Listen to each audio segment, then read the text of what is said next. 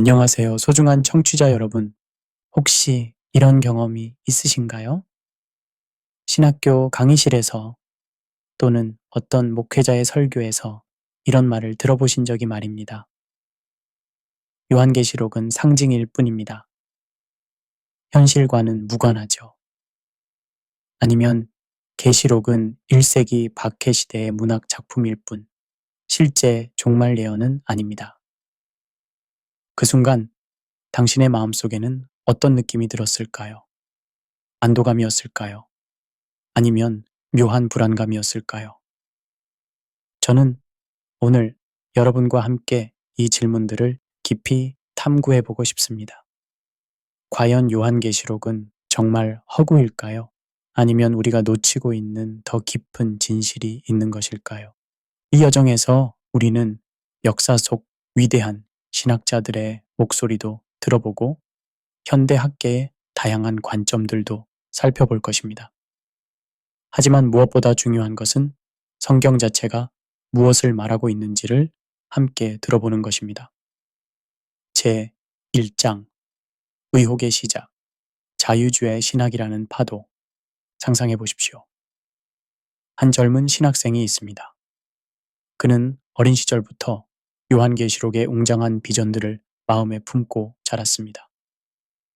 새 하늘과 새 땅, 예수님의 재림, 최후의 심판, 이 모든 것들이 그의 신앙의 중심축이었습니다. 그런데 어느 날 그가 존경하던 교수가 강의실에서 이렇게 말합니다. 여러분, 계시록을 문자 그대로 받아들이는 것은 현대인에게 적합하지 않습니다. 이것은 1세기 당시의 문학적 표현일 뿐입니다. 그 순간 그 학생의 마음속에는 어떤 일이 벌어졌을까요? 마치 오랫동안 믿어왔던 집안이 흔들리는 듯한 느낌이었을 것입니다. 19세기 유럽에서 시작된 자유주의 신학은 계몽주의의 영향을 깊이 받았습니다. 인간의 이성을 최고의 권위로 여기는 이 사상은 성경의 초자연적 요소들을 점차 의심하기 시작했습니다. 프리드리히 슐라이어마허는 종교를 절대 의존의 감정으로 정의했습니다. 이는 겉보기에는 깊이 있는 신학적 성찰처럼 보였지만 사실은 성경의 객관적 권위를 주관적 경험으로 대체하는 시도였습니다. 알브레이트 리첼은 한 걸음 더 나아가 예수님을 단순히 도덕적 모범으로 격화시켰습니다. 그에게 있어 십자가는 속죄의 사건이 아니라 사랑의 표현일 뿐이었습니다. 이런 흐름 속에서 요한계시록 같은 묵시문학은 자연스럽게 공격의 대상이 되었습니다. 왜냐하면 계시록만큼 하나님의 절대 주권과 최종적 심판을 명확하게 드러내는 성경은 없기 때문입니다. 흥미롭게도 이들의 주장은 완전히 새로운 것이 아닙니다. 이미 1세기부터 영지주의자들이 비슷한 주장을 펼쳤습니다. 그들도 성경의 문자적 의미를 거부하고 모든 것을 상징과 은유로 해석하려 했습니다. 발렌티누스는 참된 지식은 비밀스럽고 영적인 것이라며 성경의 편기한 의미를 거부했습니다. 마르시오는 아예 구약 성경과 신약의 상당 부분을 거부했습니다. 오늘날의 자유주의 신학자들이 사용하는 논리 구조를 보면 놀랍도록 고대 영지주의자들의 그것과 유사합니다. 일반인들은 이해할 수 없는 더 깊은 의미가 있다는 주장 말입니다. 제2장 거인들의 목소리, 자유주의 신학의 대표 인물들. 루돌프 불트만은 1884년에 태어났습니다. 그는 20세기 신학계에 엄청난 파장을 일으킨 인물입니다. 그의 비신화화 이론은 오늘날까지도 많은 신학교에서 가르쳐지고 있습니다. 불트만은 이렇게 주장했습니다. 현대인에게 초자연적인 요소는 수용 불가능합니다. 요한계시록의 상징들은 신화화된 내면의 갈등일 뿐입니다. 그의 논리는 이러했습니다. 전구를 사용하고 라디오를 듣는 현대인이 어떻게 천사와 악마의 실제를 믿을 수 있겠느냐는 것이었습니다. 하지만 여기서 우리는 중요한 질문을 던져볼 수 있습니다. 과연 과학의 발전이 초자연적 실제의 부정을 의미하는 것일까요? 아이러니하게도 불트만 자신도 하나님의 말씀이라는 개념은 포기하지 않았습니다. 그는 성경에서 모든 초자연적 요소를 제거한 후에도 여전히 실존적 만남을 말했습니다. 이는 일종의 모순이었습니다. 현재 노스캐롤라이나 대학교 교수인 파트 어만은 원래 보수적 복음주의 배경에서 자란 학자입니다. 하지만 그는 점차 성경의 역사성과 신빙성에 대해 깊은 회의를 품게 되었습니다. 어만은 요한계시록에 대해 이렇게 말합니다. 계시록은 로마 황제 숭배에 반대하는 문서일 뿐 종말 예언은 아닙니다. 그의 주장의 핵심은 이것입니다. 요한계시록은 도미티아누스 황제 시대의 박해 상황에서 쓰여진 저항 문학이며 당시 기독교인들을 위로하기 위한 정치적 선전물이라는 것입니다. 하지만 여기서 우리가 놓치지 말아야 할 점이 있습니다. 설령 계시록이 1세기의 상황을 배경으로 했다 하더라도 그것이 미래의 예언적 성격을 배제하는 것은 아니라는 점입니다. 구약의 많은 예언들도 당시의 역사적 상황을 배경으로 하면서도 동시에 미래를 내다보고 있습니다. 존 도미닉 크로사는 예수 세미나의 핵심 인물 중 하나로 성경의 예수와 역사적 예수를 분리하려는 시도를 주도했습니다. 그에게 있어 요한계시록은 상상력 넘치는 종교 문학일 뿐입니다. 크로산의 저서 The Book of Revelation, Vision and Imagination에서 그는 계시록을 로마의 압제에 저항한 심리적 치유의 글이라고 정의합니다. 재림, 심판, 새 하늘과 새 땅은 모두 내면적 상징으로 해석됩니다. 이런 해석의 문제점은 무엇일까요? 그것은 텍스트 자체가 말하는 바를 무시한다는 점입니다. 요한계시록은 스스로를 예언이라고 명시하고 있으며 반드시 속히 일어날 일들을 다룬다고 분명히 밝히고 있습니다. 제3장 숨겨진 의도들, 자유주의 신학의 진정한 목표. 자유주의 신학자들의 주장을 표면적으로 보면 상당히 설득력 있어 보입니다. 현대적 해석, 과학적 접근, 이성적 사고, 이 모든 것들이 진보적이고 지적인 것처럼 포장됩니다. 하지만 이들의 진정한 의도는 무엇일까요? 철학자 폴 리코헤르는 의심의 거장들이라는 표현을 사용했습니다. 마르크스, 니체, 프로이트를 지칭하는 말이었는데 이들은 모두 기존의 권위와 전통에 대해 근본적인 의심을 제기했습니다. 자유주의 신학도 비슷한 맥락에서 이해할 수 있습니다. 겉으로는 성경을 더 깊이 이해하려는 시도처럼 보이지만 실제로는 성경의 권위 자체를 해체하려는 시도입니다. 이들의 전략을 자세히 분석해 보면 일정한 패턴을 발견할 수 있습니다. 첫 번째 단계, 신화화. 이것은 문자 그대로의 사실이 아니라 상징입니다. 이렇게 시작해서 성경의 역사성과 예언성을 점차 제거해 갑니다. 두 번째 단계, 비유화. 이것은 영적인 진리를 담은 비유입니다. 하지만 비유라고 할 때 그 비유가 가리키는 실제는 무엇인지에 대한 명확한 답은 주지 않습니다. 세 번째 단계, 인문학화. 이것은 당시의 문학적 표현입니다. 성경을 단순히 고대 근동의 종교 문학 중 하나로 격화시킵니다. 그리고 네 번째 단계, 보편화. 모든 종교에는 진리가 있습니다. 결국 예수님의 유일성과 성경의 특별 계시적 성격을 부정하게 됩니다. 심리학자 칼 융은 그림자라는 개념을 제시했습니다. 인간이 받아들이기 어려운 자신의 어두운 면을 외부로 투사한다는 이론입니다. 자유주의 신학자들이 특히 요한계시록을 거부하는 이유를 이 관점에서 살펴볼 수 있습니다. 계시록은 인간의 죄악과 하나님의 공의로운 심판을 너무나 선명하게 드러내기 때문입니다. 현대인들은 사랑의 하나님만을 원합니다. 공의의 하나님, 심판의 하나님은 불편합니다. 하지만 성경의 하나님은 사랑과 공의가 완벽하게 조화된 분이십니다. 계시록을 제거하면 편안한 종교를 만들 수 있습니다. 모든 길이 하나님께로 통한다. 지옥은 없다. 하나님은 오직 사랑만 하신다. 이런 메시지들은 듣기에는 좋지만 과연 성경적일까요? 제4장 성경 자체의 증언 계시록은 스스로를 어떻게 소개하는가? 요한계시록을 열면 가장 먼저 만나게 되는 것은 이 책의 정체성에 대한 명확한 선언입니다. 예수 그리스도의 계시라. 이는 하나님이 그에게 주사 반드시 속히 일어날 일들을 그 종들에게 보이시려고 그의 천사를 그 종 요한에게 보내어 알게 하신 것이라. 여기서 우리가 주목해야 할 몇 가지 요소들이 있습니다. 첫째, 계시라는 단어입니다.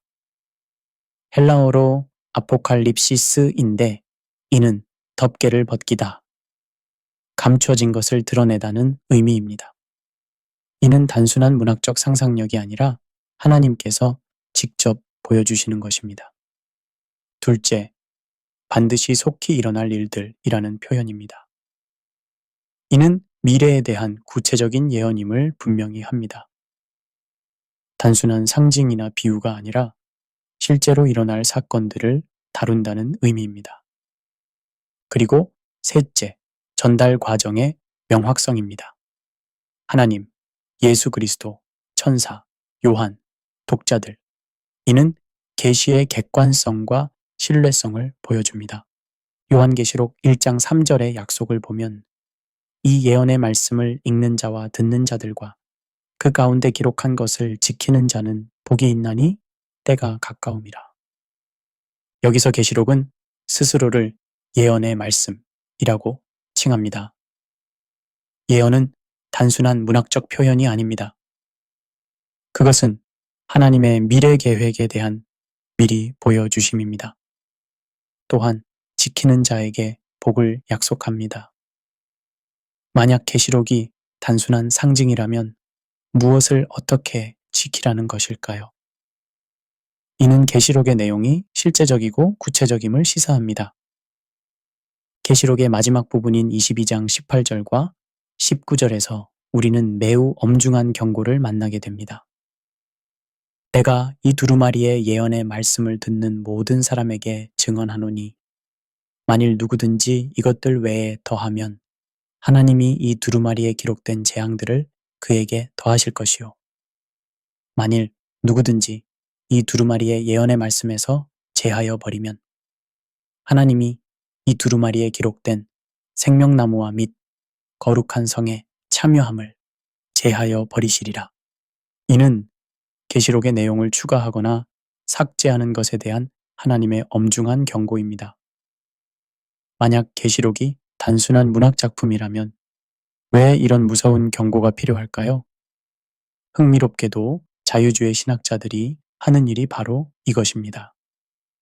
계시록의 예언적 내용들을 제하여 버리고 자신들의 해석을 더하는 것입니다. 제5장 역사의 증인들 전통적 해석의 흐름 요한계시록이 어떻게 이해되어 왔는지를 알아보기 위해서는 역사를 거슬러 올라가 볼 필요가 있습니다. 이레나이우스는 요한의 직계 제자인 폴리갑의 제자였습니다. 그는 계시록을 문자 그대로 해석했으며 특히 천년왕국에 대한 기록을 실제적인 미래 사건으로 이해했습니다. 저스틴 마테오도 계시록의 예언들을 실제적인 미래 사건으로 받아들였습니다. 그는 특히 예수님의 재림과 최후 심판에 대한 계시록의 기록을 확신 있게 가르쳤습니다. 터툴리아는 계시록을 하나님의 영감으로 쓰여진 예언서라고 명확히 선언했습니다. 이들의 공통점은 무엇이었을까요? 그들은 계시록을 상징이나 비유로 해석하지 않았습니다. 물론 상징적 요소들이 있다는 것을 인정했지만 그 상징들이 가리키는 실제 사건들이 있다고 믿었습니다. 16세기 종교개혁자들도 계시록에 대해 명확한 입장을 가지고 있었습니다. 마틴 루터는 초기에는 계시록에 대해 다소 유보적이었습니다. 하지만 후에 그는 계시록을 교회사의 예언으로 이해하게 되었습니다. 특히 로마 가톨릭을 바벨론으로, 교황을 적그리스도로 해석했습니다. 존 칼빈은 계시록에 대한 주석을 남기지 않았지만 그의 다른 저작들을 통해 볼 때 계시록의 예언적 성격을 인정했습니다. 존 녹스는 계시록을 하나님의 교회에 주신 위로의 말씀으로 이해했습니다. 이들의 공통점은 계시록을 하나님의 말씀으로 받아들였다는 것입니다. 비록 해석에서는 차이가 있었지만 계시록의 권위와 예언적 성격에 대해서는 의심하지 않았습니다. 20세기와 21세기의 보수적 신학자들도 계시록의 예언적 성격을 확고히 믿고 있습니다. 존 메가더는 계시록을 미래에 대한 하나님의 청사진이라고 표현합니다. 그는 계시록 4장에서 22장을 미래에 일어날 사건들에 대한 예언으로 해석합니다. 존 월부드는 계시록을 성경 예언의 절정이라고 부릅니다. 그는 특히 계시록의 문자적 해석을 강조하며 상징들도 실제 사건들을 가리킨다고 주장합니다. 웨인 그루뎀은 계시록을 교회에 주신 희망의 메시지라고 이해합니다. 그는 계시록이 현재의 고난 가운데 있는 성도들에게 미래의 승리를 보여주는 책이라고 해석합니다. 제6장 현실적 적용, 두 해석의 결과들. 자유주의 신학이 교회와 신자들의 삶에 미친 영향을 살펴보는 것은 중요합니다. 이론은 항상 실제 결과를 낳기 때문입니다. 첫째, 선교 열정의 소멸. 만약 계시록이 허구라면 예수님의 재림도 허구가 됩니다. 그렇다면 복음 전파의 긴 박성은 사라집니다. 실제로 자유주의 신학이 강한 교단들은 선교보다는 사회 개혁에만 집중하는 경향을 보입니다. 둘째, 죄의식의 약화. 최후 심판이 없다면 죄에 대한 심각성도 줄어듭니다. 하나님은 사랑이시니까 모든 것을 용서하실 것이다. 라는 안일한 생각이 퍼집니다. 셋째, 신앙의 개인화. 성경의 객관적 권위가 사라지면 신앙은 개인의 주관적 경험에만 의존하게 됩니다. 이는 상대주의로 이어집니다. 그리고 넷째, 교회의 세속화. 영원한 나라에 대한 소망이 사라지면 교회는 단순한 사회단체로 전락합니다. 실제로 유럽의 많은 교회들이 이런 과정을 거쳐 쇠퇴해 갔습니다. 독일의 국가교회, 영국의 성공회, 미국의 자유주의 교단들이 모두 비슷한 길을 걸었습니다. 반면 계시록을 예언의 말씀으로 받아들이는 교회들은 어떤 모습을 보일까요? 첫째, 선교의 열정. 예수님의 재림이 확실하다면 복음 전파는 시급한 과제가 됩니다. 실제로 계시록을 믿는 교회들이 선교에 더 적극적입니다. 둘째, 거룩한 삶의 추구. 최후 심판에 대한 확신은 성도들로 하여금 더욱 거룩한 삶을 살도록 동기를 부여합니다. 셋째, 고난 중의 소망. 계시록의 약속들은 현재의 고난을 견디게 하는 힘이 됩니다. 실제로 박해받는 교회들이 계시록에서 큰 위로를 받습니다. 그리고 넷째, 교회의 정체성. 교회가 단순한 인간단체가 아니라 그리스도의 몸이며 영원한 나라의 시민이라는 의식을 갖게 됩니다. 이론적 차이는 개인의 신앙생활에도 직접적인 영향을 미칩니다. 기도 생활의 차이.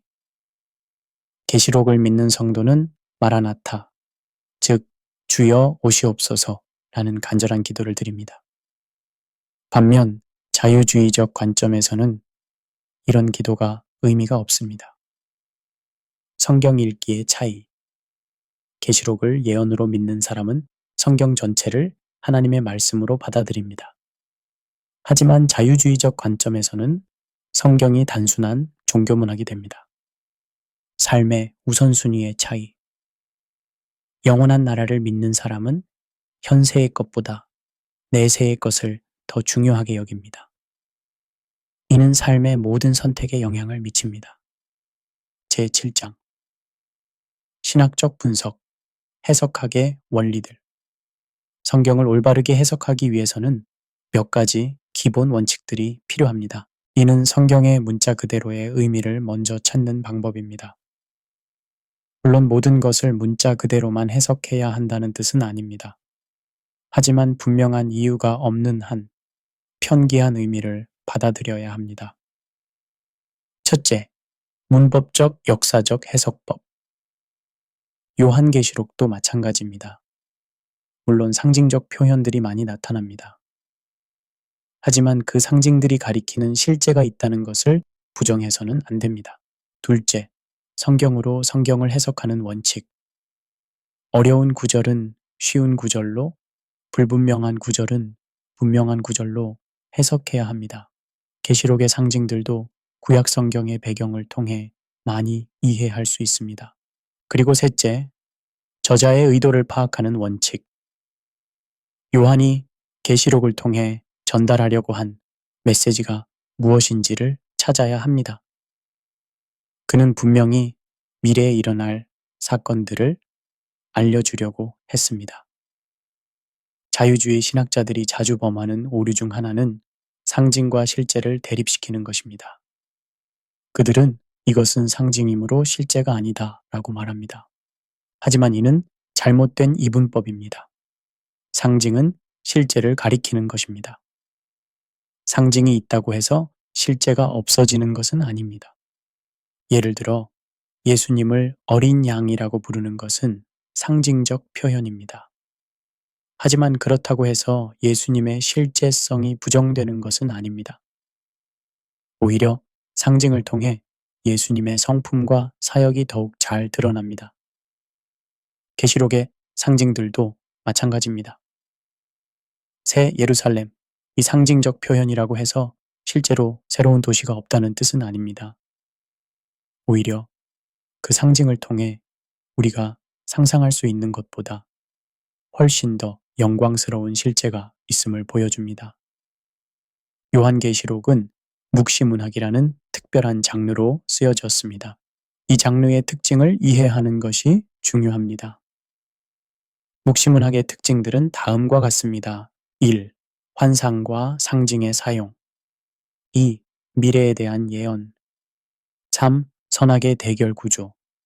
그리고 4. 하나님의 최종 승리. 하지만 이런 특징들이 있다고 해서 묵시문학이 허구라는 뜻은 아닙니다. 오히려 이런 형식을 통해 일반적인 산문으로는 표현할 수 없는 영적 실제들을 전달하는 것입니다. 구약의 다니엘서, 에스겔서, 스가랴서 등도 묵시문학적 성격을 가지고 있습니다. 그런데 이 책들의 예언들이 실제로 성취된 것을 우리는 역사를 통해 확인할 수 있습니다. 제8장 교회사적 관점, 계시록이 교회에 미친 영향. 초대교회 성도들에게 계시록은 특별한 의미가 있었습니다. 그들은 로마 제국의 박해 아래에서 고통받고 있었고 계시록은 그들에게 희망의 메시지였습니다. 네로 황제의 박해, 도미티아누스 황제의 박해 등을 겪으면서 성도들은 절망할 수도 있었습니다. 하지만 계시록은 그들에게 이런 메시지를 전했습니다. 지금의 고난은 잠깐이다. 하나님께서 결국 승리하실 것이다. 폴리갑은 화형을 당하면서도 86해 동안 주님을 섬겼는데 주님께서 나에게 해를 끼치신 적이 없다고 고백했습니다. 이런 확신은 어디서 나왔을까요? 바로 계시록의 약속들 때문이었습니다. 중세시대의 계시록은 때로 잘못 해석되기도 했습니다. 어떤 이들은 계시록을 이용해서 특정 시기에 세상이 끝날 것이라고 예언하기도 했습니다. 하지만 건전한 중세 신학자들은 계시록을 올바르게 이해했습니다. 특히 아우구스티누스는 계시록을 교회 시대의 전체적 그림으로 해석했습니다. 토마스 아퀴나스는 계시록의 상징들을 체계적으로 분석했습니다. 그는 상징적 표현들이 더 깊은 영적 진리를 담고 있다고 보았습니다. 종교개혁 시대의 계시록은 새로운 의미를 갖게 되었습니다. 개혁자들은 로마 카톨릭 교회의 부패를 계시록의 예언과 연결지어 해석했습니다. 루터는 교황을 적그리스도로, 로마 카톨릭을 바벨론으로 해석했습니다. 이는 당시로서는 매우 급진적인 해석이었지만 성경으로 돌아가려는 개혁 정신과 일치했습니다. 칼빈주의자들도 계시록을 통해 하나님의 주권과 예정론을 확신했습니다. 역사의 마지막도 하나님의 손에 있다는 확신이었습니다. 이 근대에 와서 계시록은 다시 주목받기 시작했습니다. 특히 두 차례 세계대전, 홀로코스트, 핵무기의 등장 등을 겪으면서 사람들은 역사의 종말에 대해 진지하게 생각하게 되었습니다. 오순절주의와 은사주의 운동도 계시록에 대한 관심을 높였습니다. 성령의 역사와 계시록의 예언들을 연결지어 이해하려는 시도들이 많아졌습니다.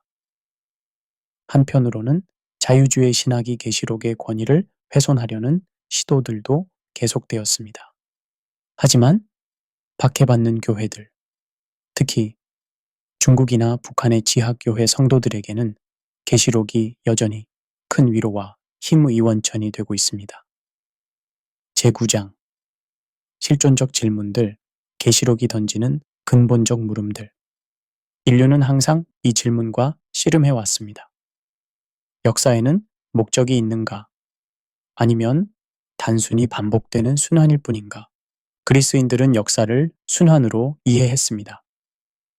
같은 일들이 계속 반복된다고 보았습니다. 현대의 많은 철학자들도 비슷한 생각을 합니다. 니체의 영원회귀 사상이 그 예입니다. 하지만 계시록은 전혀 다른 관점을 제시합니다. 역사는 직선적이며 명확한 목적과 종착점이 있다는 것입니다. 그 종착점은 하나님의 나라의 완성입니다. 이것이 왜 중요할까요? 만약 역사에 목적이 없다면 인생도 의미가 없습니다. 하지만 역사가 하나님의 계획 속에서 진행되고 있다면 우리의 삶도 그 큰 그림 안에서 의미를 찾을 수 있습니다.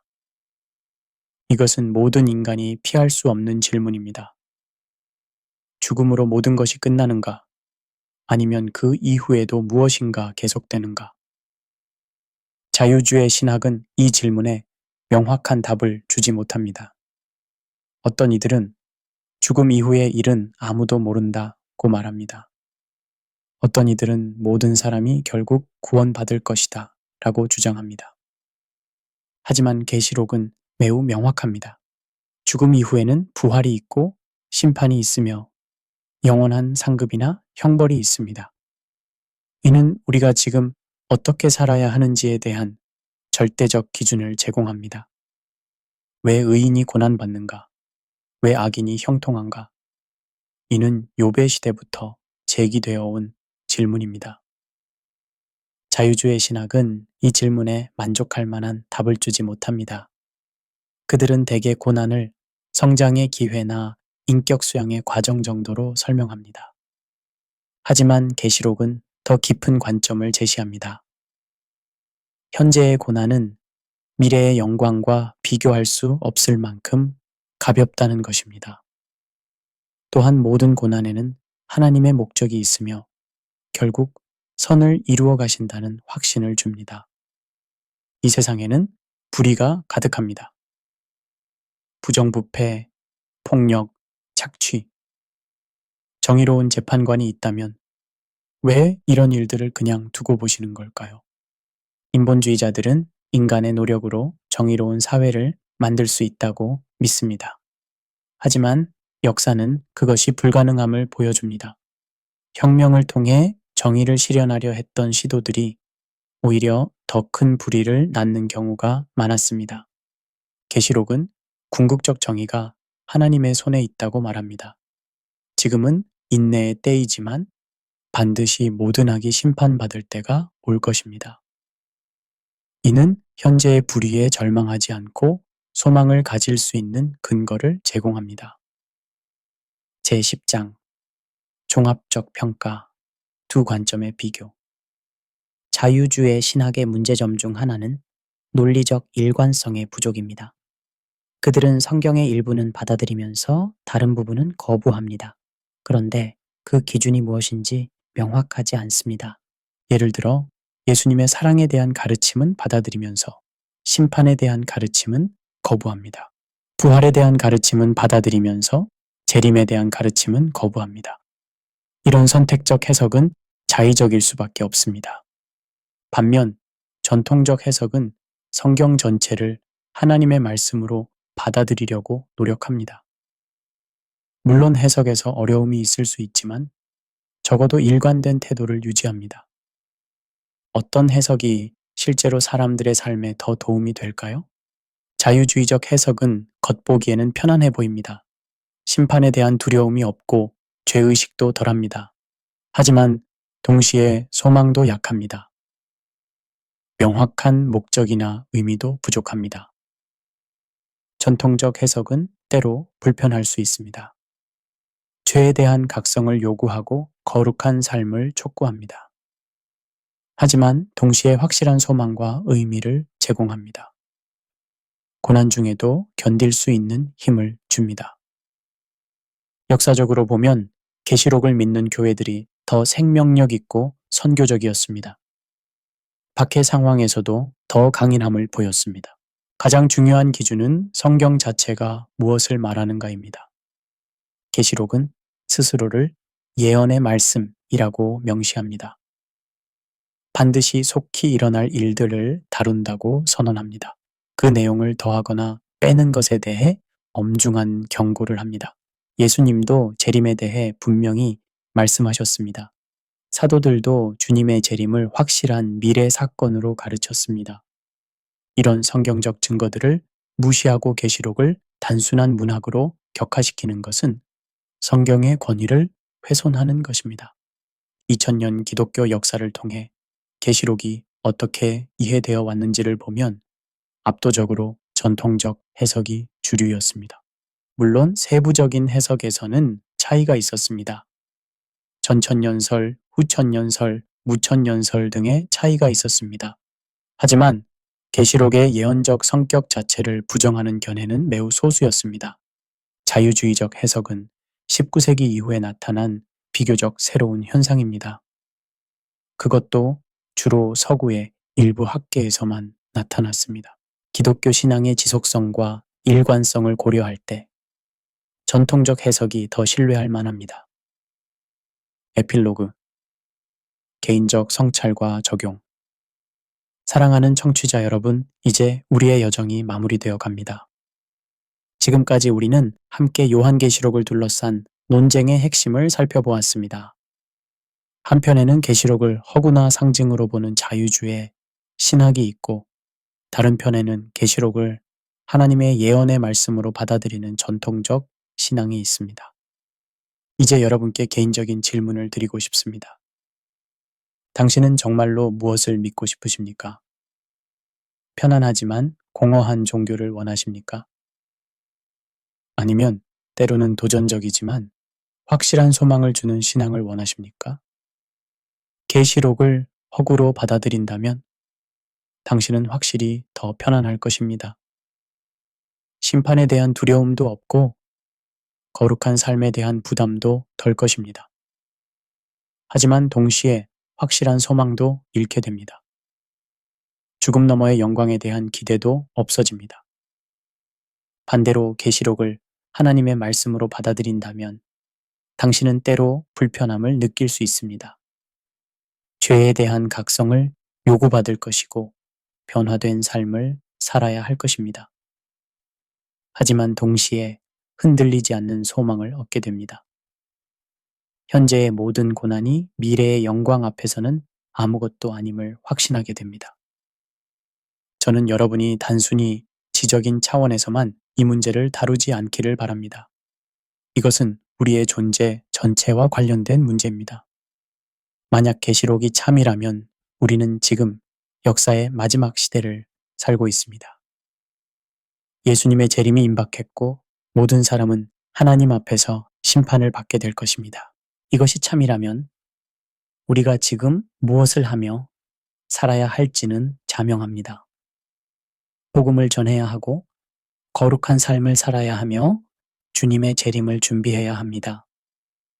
반대로 계시록이 허구라면 우리는 이런 것들에 대해 걱정할 필요가 없습니다.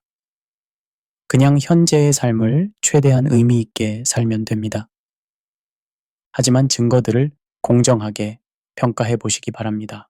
성경 자체의 증언, 2000년 기독교 역사의 흐름, 계시록을 믿는 교회들의 생명력, 박해받는 성도들이 계시록에서 얻는 위로와 힘, 이 모든 것들이 어느 쪽을 가리키고 있나요? 자유주의 신학의 주장들도 살펴보셨습니다. 그들의 논리가 정말 설득력이 있을까요? 아니면 단순히 불편한 진리를 피하려는 시도처럼 보일까요? 저 개인적으로는 계시록이 하나님의 말씀이라는 확신을 갖고 있습니다. 이것은 단순히 지적인 결론이 아닙니다. 삶의 경험을 통해 확인된 믿음입니다. 어려운 시기에 계시록의 약속들이 얼마나 큰 위로가 되었는지 모릅니다. 보좌에 앉으신 이가 그들과 함께 계시리니 라는 말씀이 얼마나 큰 힘이 되었는지 모릅니다. 또한 계시록의 경고들이 얼마나 필요한 각성을 주었는지도 경험했습니다. 죄에 대한 안일함에서 벗어나게 하고 더욱 거룩한 삶을 추구하게 만들었습니다. 사랑하는 여러분, 저는 여러분이 이 문제를 단순히 신학적 논쟁거리로 여기지 않기를 바랍니다. 이것은 우리의 영원한 운명과 관련된 문제입니다. 만약 여러분이 아직 확신이 서지 않는다면 성경을 직접 읽어보시기 바랍니다. 특히 요한계시록을 기도하는 마음으로 읽어보십시오. 하나님께서 직접 말씀해 주실 것입니다. 또한 계시록을 믿고 사는 성도들의 삶을 관찰해 보십시오. 그들에게서 나타나는 소망과 기쁨, 고난을 이기는 힘이 무엇인지 보십시오. 만약 계시록이 참이라면 우리 앞에는 놀라운 미래가 기다리고 있습니다. 눈물이 없는 세상, 죽음이 없는 나라, 모든 악이 사라진 완전한 의의 나라. 이것이 우리를 기다리는 최종 목적지입니다. 이런 소망이 있다면 현재의 어떤 고난도 견딜 수 있지 않겠습니까? 이런 확신이 있다면 어떤 유혹도 이겨낼 수 있지 않겠습니까? 계시록의 마지막 말씀은 주 예수여 오시옵소서입니다. 이는 초대교회 성도들의 간절한 기도였습니다. 아람어로 마라나타라고 불렸습니다. 이 기도가 우리의 기도가 되기를 바랍니다. 형식적인 종교 생활에 만족하지 말고 주님의 재림을 간절히 사모하는 삶을 살기를 바랍니다. 그날이 올 때까지 우리는 복음을 전하고 거룩한 삶을 살며 서로 사랑하는 일에 힘써야 할 것입니다. 이것이 계시록을 믿는 성도의 마땅한 자세입니다. 긴 시간 함께 해주셔서 감사합니다. 이 메시지가 여러분의 신앙 여정에 작은 도움이 되었기를 바랍니다. 무엇보다 여러분이 성경의 권위를 인정하고 하나님의 말씀에 순종하는 삶을 살기를 간절히 기도합니다. 그리고 언젠가 주님이 오시는 그날 우리 모두 기쁨으로 만나게 되기를 소망합니다. 하나님의 은혜와 평강이 여러분과 함께 하시기를 빕니다. 감사합니다.